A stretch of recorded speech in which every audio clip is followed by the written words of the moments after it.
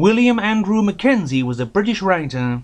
He was born in 1870 in Invergordon, Ross and Cromarty, Scotland, and attended Marischal College. He became the Pope's representative on the British Save the Children Council, and was Secretary General to Save the Children from 1920 to 1939. He was a close friend of the organization's founder, Eglantine Jebb. He died in 1942. He wrote several novels featuring the Inspector Sir Nigel Lacaita, such as The Bite of the Leech, The Drexel Dream, and His Majesty's Peacock. While these do not seem to have any supernatural element, the last one deals with a plot to murder the king with a bejeweled peacock, with the inspector finding out about this via a note written in blood inside of a tennis ball thrown at him from an empty building. We will review his 1907 The Black Butterfly, another of the Nigel Lacaita novels. Inspector Nigel Lacaita is setting down to a holiday with his wife now at Marienbad, when his old friend, the exceedingly witty Ailid MacDonald, runs him up and tells him to accompany her to the country. She has the best lines in the book, such as saying she wouldn't be company for a dyspeptic bear mourning his lost appendix. On the train, she tells Lacaita how she saw Dragon the other day, and then found her friend the Countess Orpha lying naked in a field, before dragging the confused woman indoors. Then Ailid noticed Orpha's new necklace of butterflies, and how every day one of them became alive, flew off and turned to dust.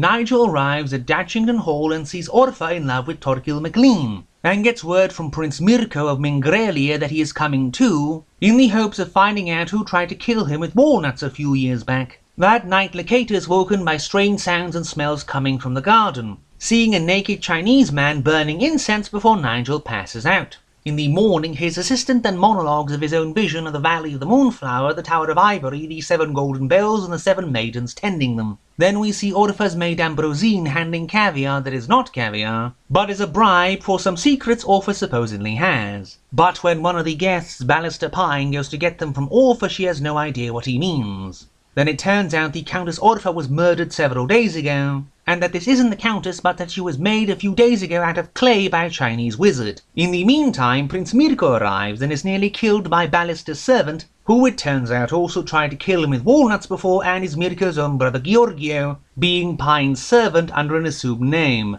As Mirko deals with his brother, he also summons his friend the sonology expert McAllister to look over some Chinese artifacts found in the garden. McAllister makes Nigel and co form a circle and summons the soul of the evil wizard Yang, the man Lacaita saw naked in the garden. McAllister calls himself a fellow of the white gods, changing forever in shape, battling with the evil Yang, who, naked as ever, would sick an army of devils at him, but then everything disappears as if nothing happened. When they return to the hall, Mirko would have Lacaita hear Giorgio's confession, but they find him dead. Lacaita is bulldozed over by Mirko to let him dispose of the bodies in secret, and has no issue when Mirko implies he tortured his own brother for information. Mirko tells Lacaita that Ballister Pine, who murdered Mirko's brother, also stole important government documents which could lead to war with Germany. The maid Ambrosine also works for Pine and married Giorgio, who strangled the real Countess Orpha to try and get these papers, but was interrupted before he could. After Lacaita deals with this diplomatic nonsense by letting Mirko murder Pine and getting away with it, he goes to McAllister, who tells him Yang is 800 years old, and every 100 years he makes a woman out of dirt to make a man fall in love with her,